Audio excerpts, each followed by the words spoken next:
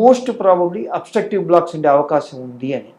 Suppose score తక్కువ ఉంది లేకపోతే 0 స్కోర్ ఉందంటే కనుక రక్తనాళ లోపల ఇన్ఫ్లమేషన్ అనేది ఎక్కువ లేదు అండ్ బ్లాక్స్ ఉండే ఛాన్స్ కూడా తక్కువ అని ప్రెడిక్ట్ చేస్తుంది.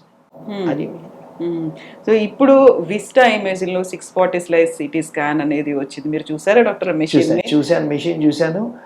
చాలా మందికి దానికి ప్రిస్క్రైబ్ చేసి వీ గాట్ ద రిజల్ట్. ఈరోజు యాక్చువల్గా ఏంటంటే ఆ పేషెంట్కి, అలాంటి పేషెంట్కి టైట్ కాల్షియం బ్లాక్ ఉంది, హై స్కోర్ మోర్ దాన్ 500 ఉంటే, టైట్ బ్లాక్ 75-80% ఉంటే, స్ట్రాంగ్లీ పాజిటివ్ ఎఫ్ఆర్ అంటే దానివల్ల గుండె కన్నా రక్తం తగ్గింది, నార్మల్గా మోర్ దాన్ 0.80 ఉండాల్సింది ఆ పేషెంట్ 0.75 ఉంది.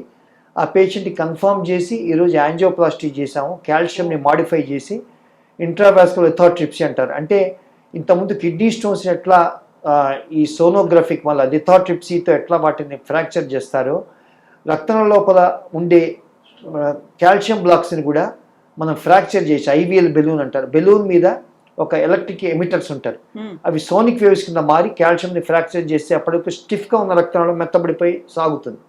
స్టిఫ్గా ఉన్నది అది సాగిన తర్వాత మనకి స్టెంట్ బెలూన్స్ ఫ్రీగా వెళ్ళి మనకి మంచిగా అమరి ఇంకా ఫ్యూచర్లో వాళ్ళకి హార్ట్ అటాక్స్, యాంజైనాలు రాకుండా ఉంటాయన్నమాట. ఒకప్పుడు ఏంటంటే కాల్షియం బ్లాక్స్ ఆపరేషన్ పంపించేవాళ్ళు. ఇప్పుడేంటి ఆపరేషన్ లేకుండా కాల్షియం మాడిఫైడ్ సాధనలు వస్తున్నాయి. రోటాబ్లేషన్ అని, ఆర్బిటాల్ ఎథెరెక్టమీ అని, ఐవీఎల్ బెలూన్స్ అని, స్కోర్ఫ్లెక్స్ అని, కటింగ్ బెలూన్ అని, వీటి ద్వారా కాల్షియంని ఫ్రాక్చర్ చేసి స్టిఫ్ రక్తనాళం కాల్షియం బ్లాక్స్ని తీసేసిన తర్వాత స్టిఫ్గా ఉన్నది కాస్త నాన్ కాంప్లైంట్ వెసల్ కాస్త కాంప్లైంట్ సాగే గుణం వస్తుంది. అప్పుడు స్టెంట్ మంచిగా మరి వాటికి లాంగ్ టర్మ్ పేటెంట్ బైపాస్ లాగా 10-15 ఏళ్ళు పనిచేస్తున్నాడు. ఓకే.